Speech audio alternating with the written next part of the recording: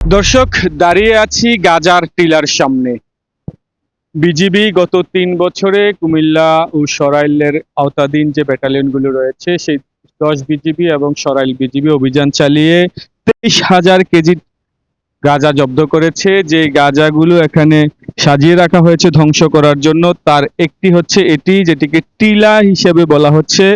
আরো একটি টিলা রয়েছে যেগুলো আপনাদেরকে আমরা দেখাবো। অর্থাৎ গত ৩ বছরে সীমান্তে বিজিবি অভিযান চালিয়ে ২৩,০০০ কেজি গাঁজা জব্দ করেছে, যার মূল্য ধরা হয়েছে ৮,৩৪,৭৪,০০০ টাকা। আমি যদি আপনাদেরকে গাজার আরো একটি টিলা রয়েছে সেই টিলাটি দেখানোর চেষ্টা করি, তাহলে আপনারা বুঝতে পারবেন যে কি পরিমাণ গাঁজা জব্দ করেছে বিজিবি। এটি হচ্ছে দ্বিতীয় টিলা। প্রথম টিলাটি আমরা আপনাদেরকে দেখিয়েছি, একটি হচ্ছে দ্বিতীয় টিলা। যে ২৩,০০০ কেজি গাঁজা জব্দ করা হয়েছে, সেই জব্দকৃত গাঁজাগুলো দুটো জায়গায় স্তূপ আকারে রাখা হয়েছে।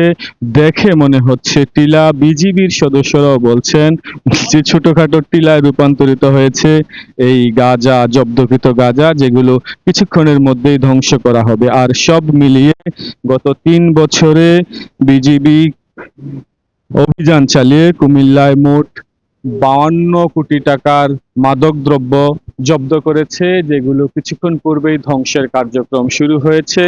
ক্রমান্বয়ে সব মাদক ধ্বংস করা হবে। কুমিল্লাকে বলা হচ্ছে মাদকের ট্রানজিট পয়েন্ট।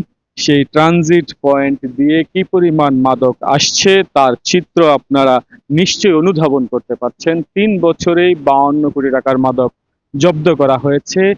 যদিও বলা হচ্ছে যে পরিমাণ মাদক আসে তার ২০%-এরও কম মাদক জব্দ করা হয়েছে। এই যদি হয় অবস্থা, তাহলে পরবর্তী বা যে মাদকগুলো জব্দের বাইরে থাকে তা কিভাবে দেশে ছড়িয়ে পড়ছে তা নিশ্চয়ই শঙ্কার বিষয়।